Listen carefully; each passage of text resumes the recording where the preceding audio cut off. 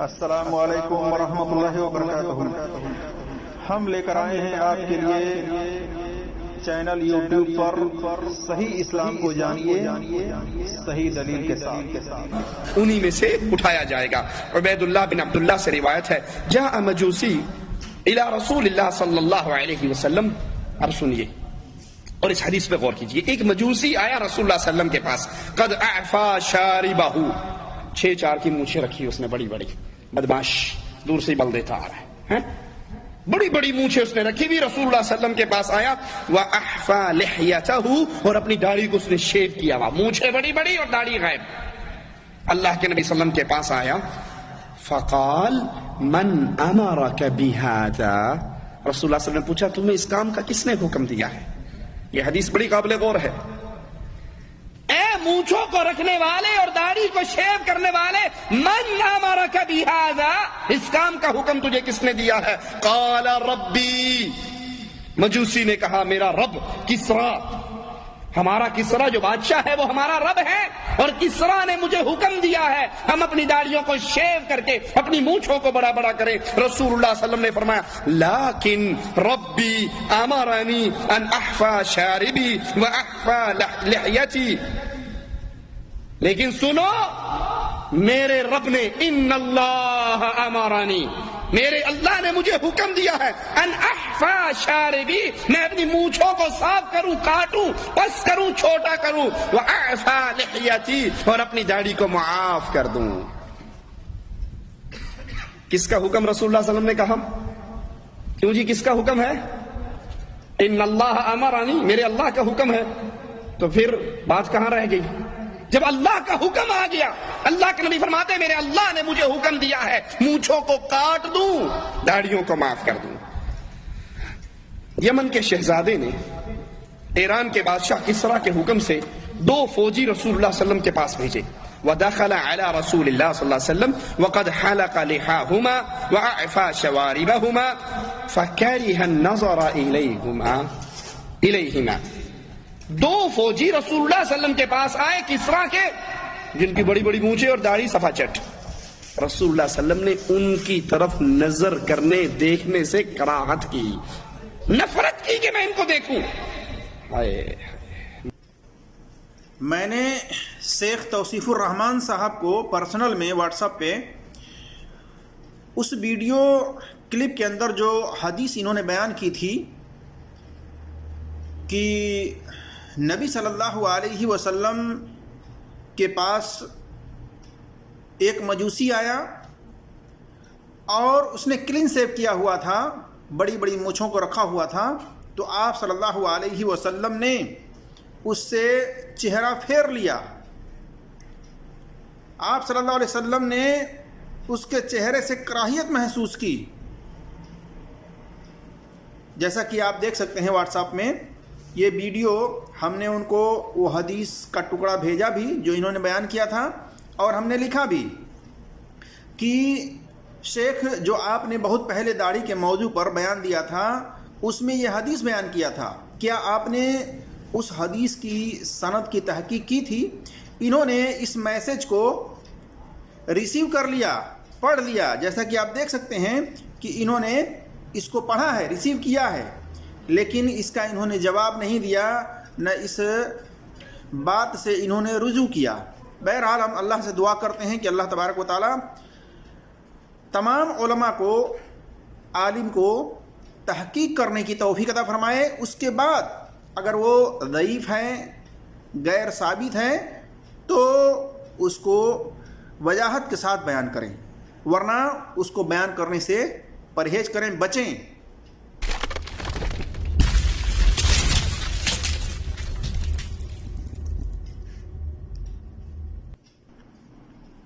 صحیح اسلام کو چلو کرتے ہیں۔ السلام علیکم ورحمۃ اللہ وبرکاتہ۔ الحمدللہ رب العالمین والصلاة والسلام علی اشرف الانبیاء والمرسلین نبینا محمد وعلی آلہ وصحبہ اجمعین، اما بعد۔ اعوذ باللہ من الشیطان الرجیم، بسم اللہ الرحمن الرحیم۔ قال اللہ تبارک و تعالی فی قرآن المجید یا ایہا الذین آمنوا ان جاءکم فاسق بنبأ فتبینوا ان تصیبوا قوما بجہالۃ فتصبحوا علی ما فعلتم نادمین. وقال نبی صلی اللہ علیہ وسلم من کذب علی متعمدا فلیتبوأ مقعدہ من النار. رب اشرح لی صدری ویسر لی امری واحلل عقدۃ من لسانی یفقہوا قولی رب زدنی علما. میرے عزیز دوستوں اور بھائیوں، اللہ تبارک و تعالیٰ کی توفیق سے میں اس حدیث کی تخریج آپ کے سامنے رکھنے کی کوشش کر رہا ہوں جس کو آپ نے شیخ توصیف الرحمان صاحب سے سنی ہے. اور اس حدیث کے بارے میں شیخ توصیف الرحمان صاحب نے جب ان سے ہم نے پرسنل میں ان کو آگاہ کیا اس بارے میں، تو انہوں نے اس بارے میں کوئی جواب نہیں دیا. تو بہرحال میں اس حدیث کی تحقیق آپ کے سامنے رکھنے کی کوشش کر رہا ہوں. یہ حدیث جو ہے 5 سند سے آئی ہوئی ہے. 4 تو تابعی ہیں جو ڈائریکٹ نبی صلی اللہ علیہ وسلم سے یہ روایت بیان کر رہے ہیں، اور ایک ابو ہریرہ رضی اللہ تعالیٰ عنہ کی طرف منسوب کردہ مرفوع حدیث ہے. لیکن یہ 5 سند کے اعتبار سے جو مرفوع حدیث ہے وہ تو موضوع من گھڑت ہے، لیکن جو یہ 4 تابعی کی ہے یہ مرسل روایت ہے. اور مرسل روایت اصول حدیث میں صحیح ہوتی ہے یا ضعیف ہوتی ہے، اس کی بھی ہم دلیل کے ساتھ آپ کے سامنے رکھیں گے بات. اس سے پہلے کہ ہم اس کی تحقیق کی شروعات کریں، یہ بات جان لیں کہ اللہ تبارک و تعالیٰ نے تمام ایمان والوں کو یہ حکم دیا ہے سورہ حجرات آیت نمبر 6 میں، یا ایھا الذین آمنوا ان جاءکم فاسق بنبأ فتبینوا، کہ اے ایمان والو جب تمہارے پاس کوئی فاسق خبر لے کر آئے تو اس کی تحقیق کر لیا کرو، اس کی جانچ پڑتال کر لیا کرو. تو اللہ تبارک و تعالیٰ نے ہر ایمان والے کو تحقیق کرنے کا، جانچ پڑتال کرنے کا حکم دیا ہے. لہٰذا اپنی علمی صلاحیت کے بنا پر تحقیق کرنی چاہیے، جانچ پڑتال کرنی چاہیے، اور اگر نہیں کر سکتے تو کسی محقق عالم سے اس کی سند کے بارے میں سوال کرنی چاہیے. آج یہ مولوی حضرات کی یہ حالت ہے کہ یہ لوگ تحقیق نہیں کرتے، جس کے بنا پر اس طرح سے ضعیف روایتیں، موضوع من گھڑت روایتیں لوگوں میں بیان کر دیتے ہیں. میں کہتا کہ یہ لوگ جان بوجھ کر کے ایسا کر رہے ہیں، بلکہ میں یہ کہتا ہوں کہ یہ لوگ تحقیق نہ کرنے کی بنا پر، سستی کرنے کی بنا پر اس طرح سے غلط بیانی کر دیتے ہیں. جبکہ آپ صلی اللہ علیہ وسلم نے جان بوجھ کر کے نبی صلی اللہ علیہ وسلم کی طرف جھوٹی بات منسوب کرنے والے کے لیے آپ صلی اللہ علیہ وسلم نے وارننگ دی ہے، وعید دی ہے. صحیح بخاری میں حدیث نمبر 109 110 وغیرہ میں فرمایا آپ صلی اللہ علیہ وسلم نے، من کذب علی متعمدا فلیتبوأ مقعدہ من النار، کہ جس نے جان بوجھ کر کے میری طرف جھوٹی بات منسوب کی جس کو میں نے نہیں بیان کی ہے تو اس کو چاہیے کہ اپنا ٹھکانہ جہنم میں بنا لے. تو جان بوجھ کر کے بیان کرنے والے کے لیے وعید ہے، وارننگ ہے. لیکن ضرورت اس بات کی ہے کہ بلا تحقیق لوگوں میں اس طرح سے روایتیں نہیں بیان کرنی چاہیے. پہلے تحقیق ہونی چاہیے، بعد میں بیان ہونی چاہیے. تو آئیے ہم دیکھتے ہیں کہ یہ روایت کس طرح سے ہے. تو دیکھیے، پہلی سند تابعی عبید اللہ ابن عبداللہ بن عتبہ یہ ہیں جو کہ ڈائریکٹ نبی صلی اللہ علیہ وسلم سے روایت بیان کر رہے ہیں. کہتے ہیں کہ ایک مجوسی اللہ کے رسول صلی اللہ علیہ وسلم کے پاس آیا، اس کی مونچھیں بڑی تھی اور داڑھی بالکل کلین تھی. تو رسول اللہ صلی اللہ علیہ وسلم نے پوچھا، من امرک بہذا، کس کے حکم پر تم نے مونچھوں کو بڑی کی ہے اور داڑھیوں کو کلین کی ہے؟ تو اس نے کہا، ربی، یعنی اپنے بادشاہ کے کہنے پر، اپنے مالک کے کہنے پر، اپنے راجا کے کہنے پر ہم نے اس طرح سے کی ہے.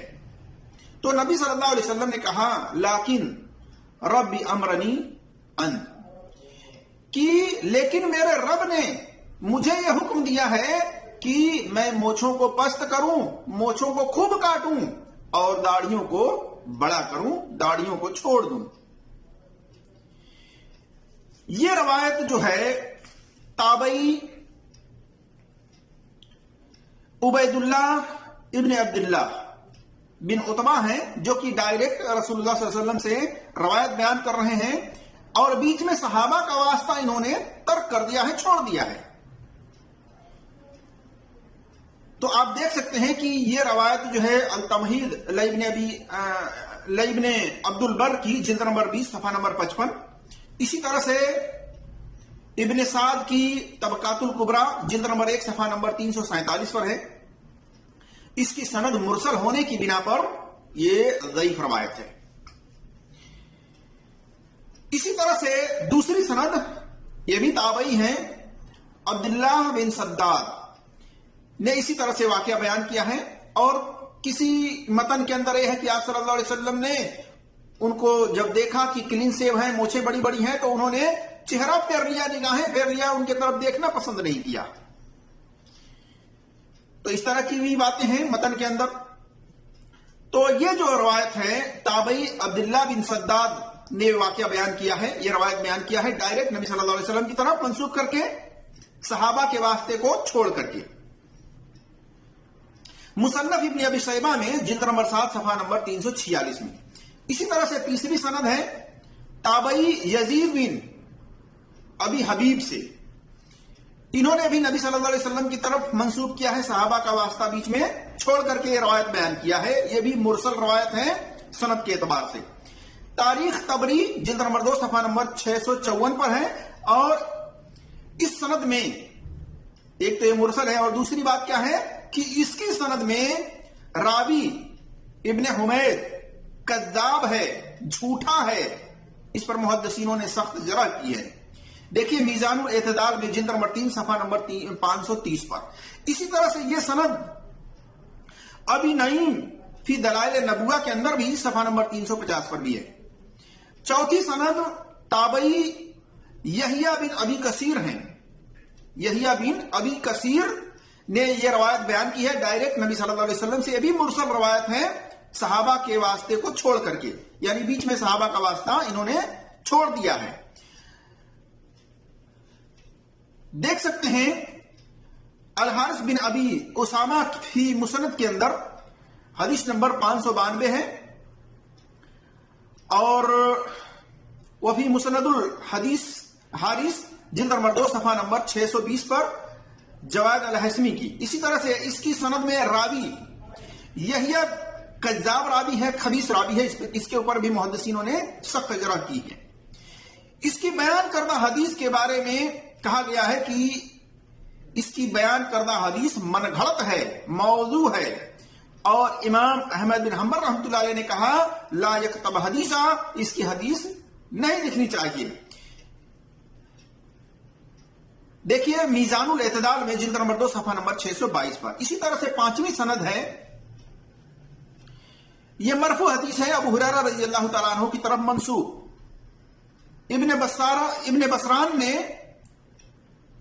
فی الامالی کے اندر 128 نمبر پر اس روایت کو بیان کیا ہے، ابو ہریرہ رضی اللہ تعالیٰ عنہ کی طرف منسوب کر کے۔ ابن بسران فی الامالی کے اندر 128 پر دیکھ سکتے ہیں، اس کی سند منکر موضوع من گھڑت ہے، اس کی سند میں راوی یحییٰ کذاب ہے، حدیث کا گھڑنے والا تھا۔ امام عقیلی نے کہا اس کی حدیث باطل ہے، اور امام دارقطنی وغیرہ نے اس راوی کو متروک الحدیث کہا ہے کہ محدثینوں نے اس سے حدیث لینا ترک کر دیا تھا، چھوڑ دیا تھا۔ دیکھیے میزان الاعتدال میں جلد نمبر 3 صفحہ نمبر 68 پر۔ خلاصہ کلام یہ ہے کہ میرے عزیز دوستوں اور بھائیوں کہ یہ حدیث 4 تو تابعین نے روایت کی ہے نبی صلی اللہ علیہ وسلم سے، صحابہ کے بیچ میں واسطہ چھوڑ کر کے، اس بنا پر مرسل ہونے کے وجہ سے، منقطع ہونے کی وجہ سے وہ روایت ضعیف ہے۔ اصول حدیث میں تابعی کی مرسل روایت ضعیف ہوتی ہے، صحابہ کی مرسل روایت صحیح ہوتی ہے، یہ جان لیجئے۔ تو اس بارے میں دلیل پہلی یہ ہے، عبداللہ ابن عباس رضی اللہ تعالی عنہ کے سامنے ایک تابعی نے نبی صلی اللہ علیہ وسلم کا نام لے کر کے بیچ میں صحابہ کا واسطہ چھوڑ کر کے روایت بیان کر رہا تھا۔ عبداللہ ابن عباس رضی اللہ تعالیٰ عنہ نہ اس کے طرف دیکھنا پسند کیا، اور نہ اس کی حدیث بیان کرنے کی طرف کانوں کو دھرا، یعنی آپ نے سننا بھی پسند نہیں کیا اور اس کی طرف دیکھنا بھی پسند نہیں کیا۔ اس سے پتہ چلتا ہے کہ تابعی کی مرسل روایت جو نبی صلی اللہ علیہ وسلم سے ڈائریکٹ بیان کرتا ہے وہ ضعیف ہوتی ہے، اس کا کوئی اعتبار نہیں کیا جاتا ہے۔ اسی طرح سے اس بات کو آپ دیکھ سکتے ہیں عبداللہ ابن عباس رضی اللہ تعالیٰ عنہ کے تعلق سے مقدمہ صحیح مسلم کے اندر حدیث نمبر 92 میں۔ اسی طرح سے